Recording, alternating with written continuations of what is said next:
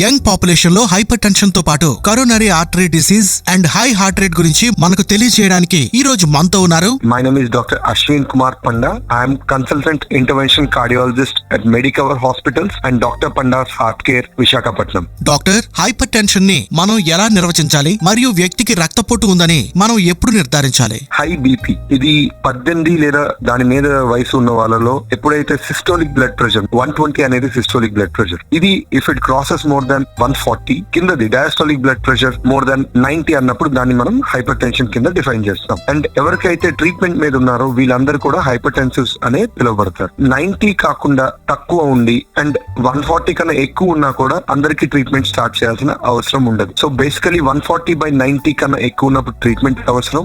మాకు 140 కన్నా 90 మీద ప్రయారిటీ ఎక్కువ ఇస్తాం. బట్ ఆ పై వాల్యూకి ట్రీట్మెంట్ ప్రతిసారి అవసరం ఉండదు. డాక్టర్, అధిక రక్తపోటును పూర్తిగా నయం చేయొచ్చా? బీపీ అనేది ఒకసారి వస్తే మనతో పాటు జీవితాంతం ఉండే వ్యాధి. దాన్ని కంట్రోల్లో ఉంచుకోవడమే తప్ప కంప్లీట్ గా నిర్మూలన లేదా క్యూర్ అనేది ఉండనే ఉండదు. దీనికి మనం ట్రీట్మెంట్ ఇచ్చి కంట్రోల్లో ఉంచుకొని అది కంట్రోల్లో ఉంది కాబట్టి అని మందులు మానడం లాంటివి చేయకూడదు. దీనివల్ల ఏమవుతుంది అంటే బీపీ మళ్ళీ షూటప్ అయ్యి దానివల్ల యూజువల్ గా మనకి సిమ్టమ్స్ రావు. సిమ్టమ్ రాని పక్షంలో ఏమవుతుందంటే డైరెక్ట్ గా ఏదో complications like heart related, kidney related, brain related, stroke లాంటివి ఏవైనా రావచ్చు. హైపర్ టెన్షన్ మళ్ళీ షూటప్ అయిన పక్షంలో యూజువల్ గా బీపీ ఎక్కువ ఉంది ట్రీట్మెంట్ స్టార్ట్ చేశారంటే they are considered as hypertensive. వాళ్ళకి హై బీపీ ఉంది అని. బీపీ అనే మందులు ఇచ్చేది దాన్ని కంట్రోల్లో ఉంచడానికి. బట్ మందులు ఆపేసిన పక్షంలో మళ్ళీ అది రీషూట్ అయ్యి మళ్ళీ దాని కాంప్లికేషన్స్ కి దారితీస్తుంది. డాక్టర్, యువకుల్లో రక్తపోటు మరియు గుండెపోటు సంఘటనలు ఇటీవల పెరిగాయి. అవునైతే దీని కారణం గురించి చెప్తారా? సో మనం ఇప్పుడు తరచుగా వింటూ వస్తున్నాం అనమాట, హార్ట్ అటాక్స్ గానీ, హార్ట్ ప్రాబ్లమ్స్ కానీ, బీపీ గానీ